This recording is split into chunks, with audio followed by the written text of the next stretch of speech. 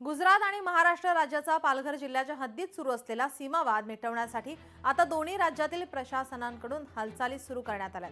पालघर जिल्ह्याच्या तलासरीतील वेवजी या ग्रामपंचायत हद्दीत गुजरात राज्याची घुसखोरी सुरू असल्याचा आरोप यापूर्वी वेवजी ग्रामस्थांकडून करण्यात आला होता।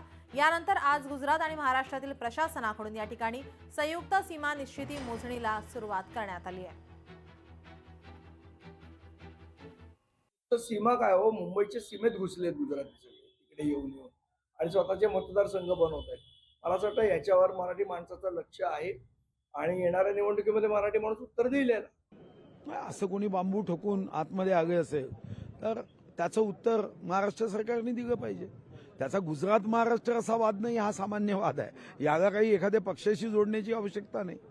आता चंद्रपूर जिल्ह्यामध्ये 14 गावं, तेलंगणा आणि महाराष्ट्राच्या वतीने 14 गाव, त्या 14 गावामध्ये 2-2 सरपंच आजही आहे।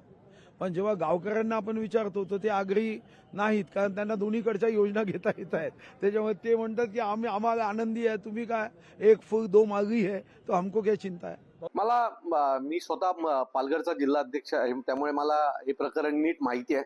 याच्यात तिथल्या काही बॉर्डरवरच्या काही गावांमध्ये याच्या बाबतीतली शंका होती, कारण ऑलरेडी त्यांचे बोर्ड पुढे पुढे लागत येत चाललेत। आधी जो काही गुजरातमध्ये आपलं स्वागत आहे असा जो बोर्ड होता तो आता एक 4 किलोमीटर अलीकडे आणून ठेवण्यात आलेला आहे, बरोबर।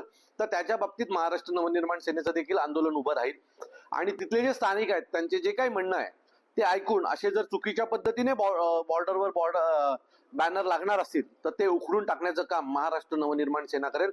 महाराष्ट्रात घुसखोरी करायची नाही। तुम्ही आतापर्यंत जेवढी घुसखोरी केली आहे ती बस करा।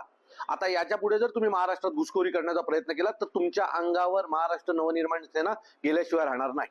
राज्य सरकारने एवढाच पुढाकार घेतला पाहिजे की महाराष्ट्र आणि गुजरातची जी बॉर्डरची हद्द आहे ती निश्चित केली पाहिजे, कारण की गुजरातवाल्यांनी 1-1 किलोमीटर घुसखोरी केलेली आहे आणि जे बिल्डिंग्स वगैरे कामं वगैरे चालू आहेत ते सर्व बंद केले पाहिजे। सध्या रस्ता बघा ना, हा रस्ता पण कोणी महाराष्ट्रवाला पण नाही बनवणार आणि गुजरात पण नाही बनवणार सध्या सीमावादामुळे।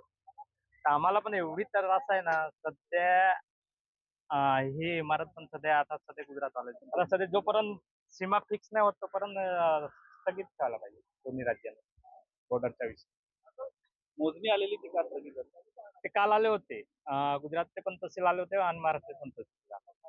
ते काही कारणासाठी काय हे झालं तर आम्हाला पण त्यांनी काय नाही कळवलं की कोणत्यामुळे स्थगिती झाली।